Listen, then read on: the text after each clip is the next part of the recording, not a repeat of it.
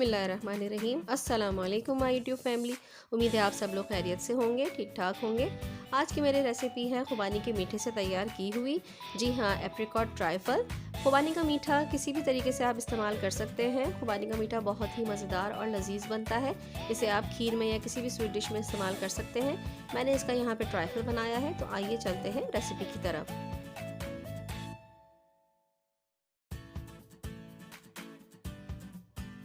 Apricot truffle बनाने के लिए सबसे पहले हम जेलीज़ को प्रिपेयर कर लेंगे। जेलीज़ के लिए मैंने 2 कलर्स यूज़ किए हैं, रेड और ग्रीन। सबसे पहले मैं रेड जेली को प्रिपेयर करके इसको ठंडा होने के लिए रख दूँगी।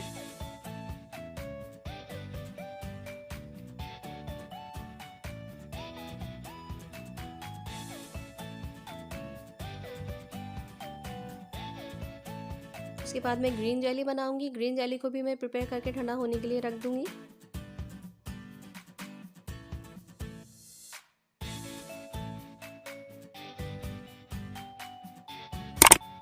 जी तो व्यूअर्स, दोनों जेलीज़ हमारी रेडी हो चुकी हैं। अब मैंने इनको पंखे के नीचे ठंडा होने के लिए रख दिया है। ये इसी में ठंडी होकर जो है वो सेटल हो जाएंगी। ये मैंने 250 ग्राम्स एप्रिकॉट लिए हैं। हमें इनको बॉईल कर लेना है सूटेबल पानी डाल के। जितना पानी आप रिक्वायर्ड है आपके एप्रिकॉट्स को, ये 250 ग्राम्स है, 1 पाव के करीब है। मैंने इसलिए इसमें 1 से 1.5 गिलास पानी डाला है, उसको चूल्हे पे रख दिया है।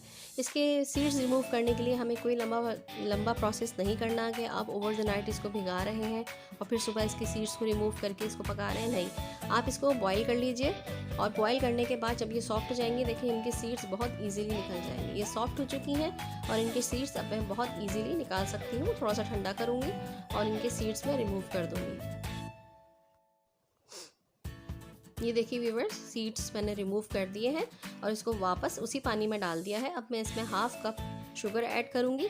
आप चाहें तो इससे कम भी शुगर ऐड कर सकते हैं, लेकिन मैं 1/2 कप ऐड कर रही हूँ क्योंकि खुबानी बताते खुद काफ़ी स्वीट होती है, तो इस वजह से आप चाहें तो कम भी कर सकते हैं इसमें शुगर। अब मैं इसको शुगर के साथ पकने के लिए रख दूंगी ताकि इसका अच्छे से पेस्ट बन जाए। हमें बिल्कुल पेस्ट नहीं बनाना है इसको, हमें सिर्फ स्पून की मदद से ही इसको क्रंची क्रंची थोड़ा सा रखना है। ये देखें, मैंने सीड्स जो है उसमें से बादाम निकाल लिए थे। ये मेरी खुबानी भी जो है तैयार हो चुकी है, इसका मीठा भी तैयार हो चुका है। इसको सिर्फ चमचे की मदद से हमें हल्का सा मैश करना है, इसका पेस्ट बिल्कुल नहीं बनाना है। बस इस तरह से मुझे इसका टेक्स्चर जैसे चाहिए वो तकरीबन इस वक्त हो चुका है। ये हमारा खुबानी का मीठा डन हो चुका है।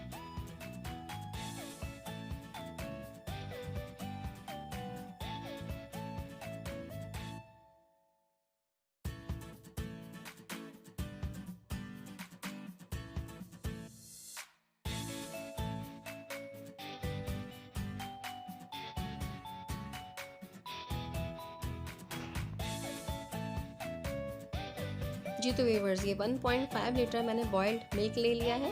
इसमें मैं तकरीबन 1 कप भर के जो है वो चीनी ऐड कर दूंगी और इसमें 1 बॉयल और दूंगी। आप चाहें तो इसमें चीनी अपनी पसंद के मुताबिक कम या ज़्यादा कर सकते हैं। मैंने चीनी थोड़ी सी ज़रा सी कम रखी है, इसलिए क्योंकि खुबानी का भी मीठा जो है वो उसमें भी हमने चीनी ऐड की हुई है, तो बहुत ज़्यादा स्वीट ना हो जाए। इसलिए हम इस कस्टर्ड को जो है वो थोड़ा सा नॉर्मल शुगर पे रखेंगे। अगर आप चाहें तो इससे ज़्यादा चीनी जो है वो अपने हिसाब से ऐड कर सकते हैं।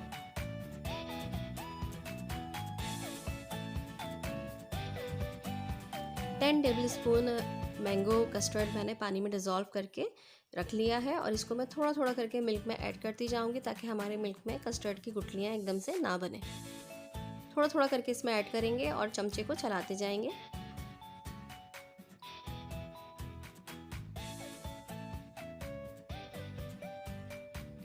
सारा कस्टर्ड मैंने इसमें ऐड कर दिया है। मैं इसको जब तक पकाऊंगी जब तक ये गाढ़ा नहीं हो जाता।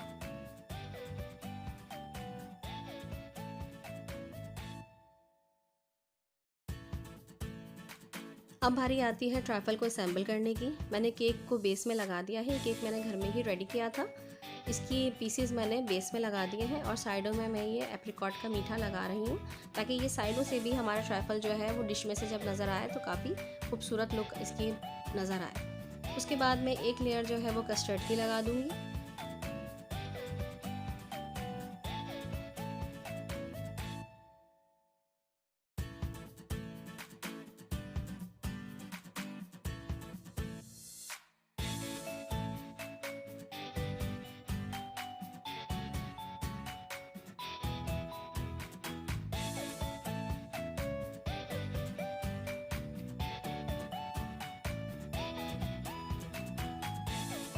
कस्टर्ड की एक लेयर लगाने के बाद मैं जेलीज़ को अब इस पे ऊपर डेकोरेट कर दूंगी। जेलीज़ को मैं किनारों पर इसलिए लगा रही हूँ ताकि जब डिश के बाहर से हमारा जो लुक है ट्राइफल का वो भी बहुत खूबसूरत नज़र आए। तो साइडों में मैं ज़्यादा जेलीज़ लगाऊंगी और दरमियान में भी जेलीज़ लगाऊंगी।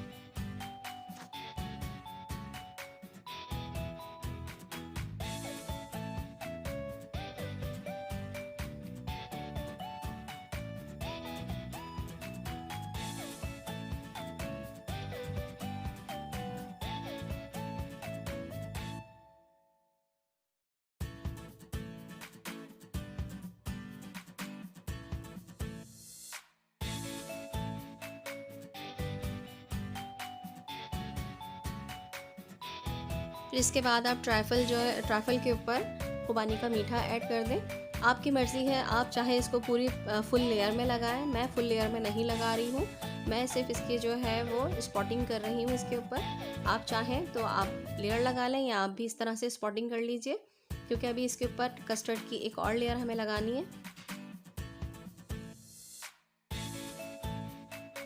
अब इसके ऊपर कस्टर्ड की एक और लेयर हम लगा देंगे। अच्छी तरीके से हम इस लेयर को पूरा कवर कर देंगे कस्टर्ड से।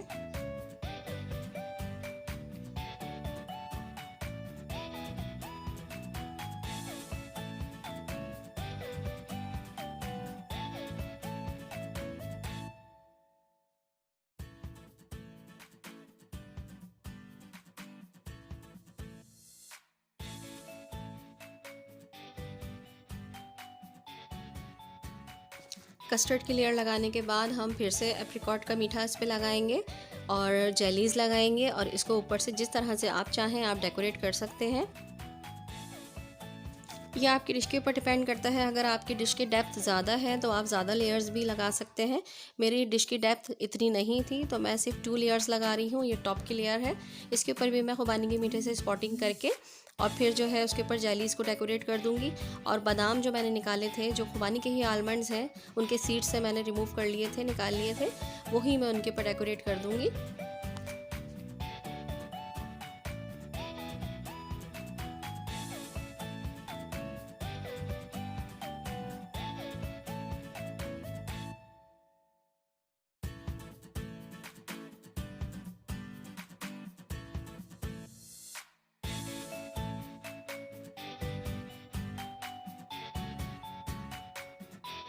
अब वही प्रोसेस फिर हम जेलीज़ को इसके ऊपर डेकोरेट करेंगे। आप चाहें तो आप अपनी मर्ज़ी से भी जेलीज़ इस्तेमाल कर सकते हैं और कस्टर्ड का फ्लेवर भी आप अपनी मर्ज़ी से चेंज कर सकते हैं। आप चाहें तो इसमें फ्रूट्स भी ऐड कर सकते हैं।